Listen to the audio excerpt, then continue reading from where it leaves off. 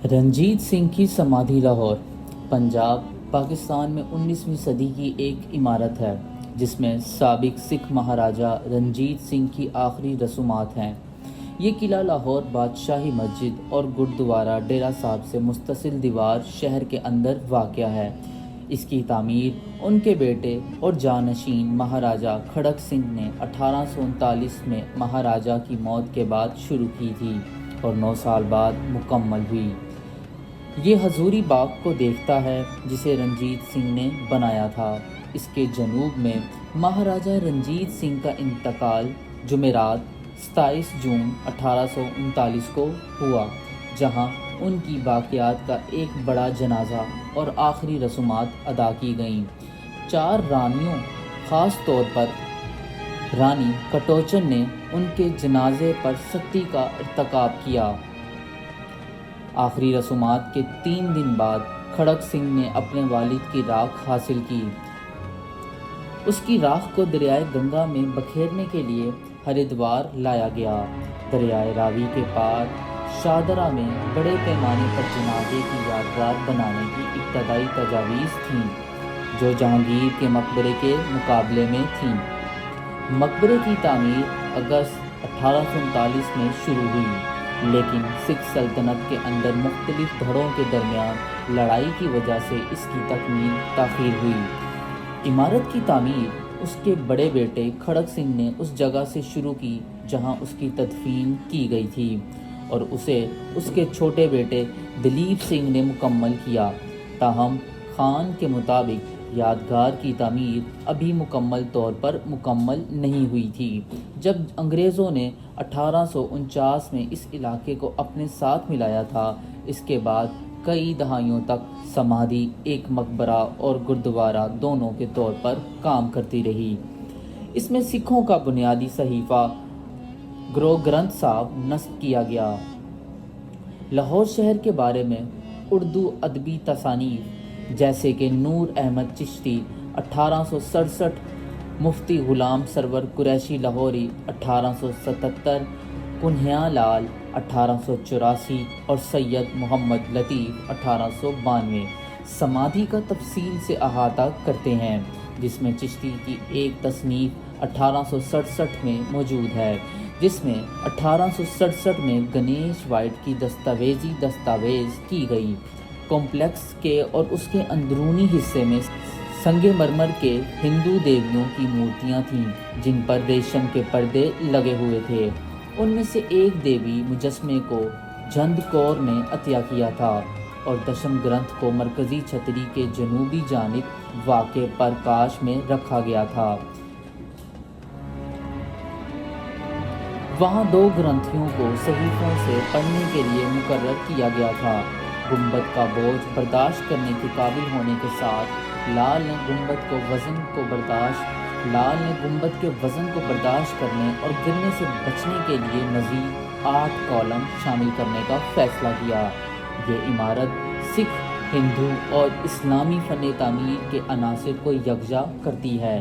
ख्याल किया जाता है कि इमारत के कुछ हिस्से मुल्हक़ा लाहौर किले से लूट लिए गए थे।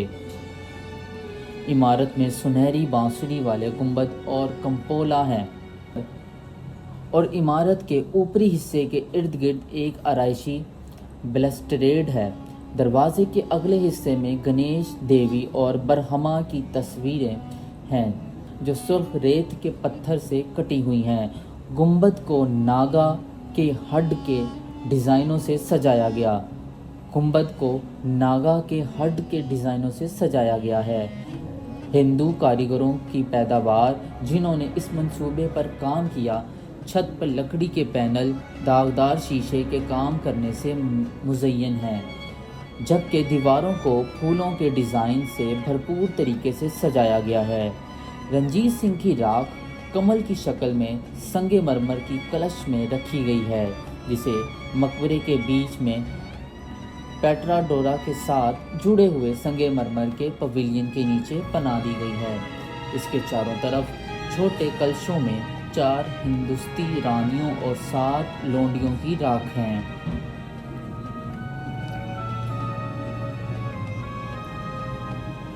اس کے چاروں طرف چھوٹے کلشوں میں 4 ہندو ستی رانیوں اور 7 لونڈیوں کی راکھ ہیں۔ 19ویں اور 20ویں صدی میں مختلف مصنفین جیسے تھورٹن، خان، احسان ایچ ندیم، ندیم احمد چودھری، کامل خان، ممتاز، ایف سی اعزاز الدین نے سمادھی کے فن تعمیر پر تجزیے لکھے، جن میں سے زیادہ تر خیالات سے متاثر ہونے کی وجہ سے منفی تھے۔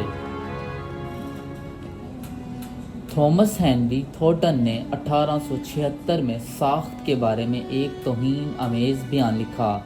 سکھ فن تعمیر کے تازہ ترین نمونوں میں سے ایک خود رنجیت سنگھ، ان کے بیٹے اور پوتے کا مقبرہ ہے۔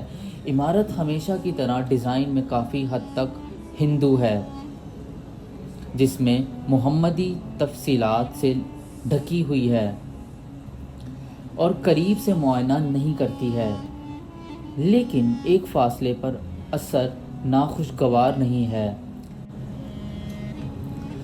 تھامس ہنری تھورٹن اور کپلنگ خان محمد ولی اللہ خان 1961 میں تھورٹن کے پہلے بیان سے متاثر ہو کر لکھتے ہیں، اس ساخت کی تعمیراتی ڈیزائن کا ایک نامناسب اندازہ پیش کرتے ہیں، جیسے ہندو ذوق کے مطابق بنایا اور تعمیر کیا گیا ہے، جس کا نتیجہ یہ ہے کہ اس میں مسلم فن تعمیر کا کوئی وقار نہیں ہے، اس میں ہندو طرز کی تمام ہجوم ہے۔ ڈھانچے کے تقریباً تمام 19ویں اور 20ویں صدی کے اکاؤنٹس اس کی مخصوص سکھ خصوصیات کو نوٹ کرنے یا پہچاننے میں ناکام رہے ہیں۔ نادرا خان کے مطابق یہ ڈھانچہ سکھ فن تعمیراتی زیور اور فن کا مظہر کی نمائندگی کرتا ہے۔ سکھ اختلافات کے ساتھ پچھلی آرکیٹیکچرل روایات پر استوار ہے۔ اس کے پنجابی انداز میں پہاڑی رنگوں کو ملایا گیا ہے۔ اندرونی حصے سکھ اور ہندو موضوعات کے انضمام کو ظاہر کرتا ہے، جسے نظر انداز کر دیا گیا ہے۔ سمادھی کی دیواروں کو فریسکوز کی شکل میں دیواروں سے سجایا گیا ہے۔ انہیں 1839 کے درمیان پینٹ کیا گیا تھا۔ سمادھی کے اندرونی حصے کی 2 سطحوں پر 48 انفرادی فریسکو وال پینٹرز باقی ہیں۔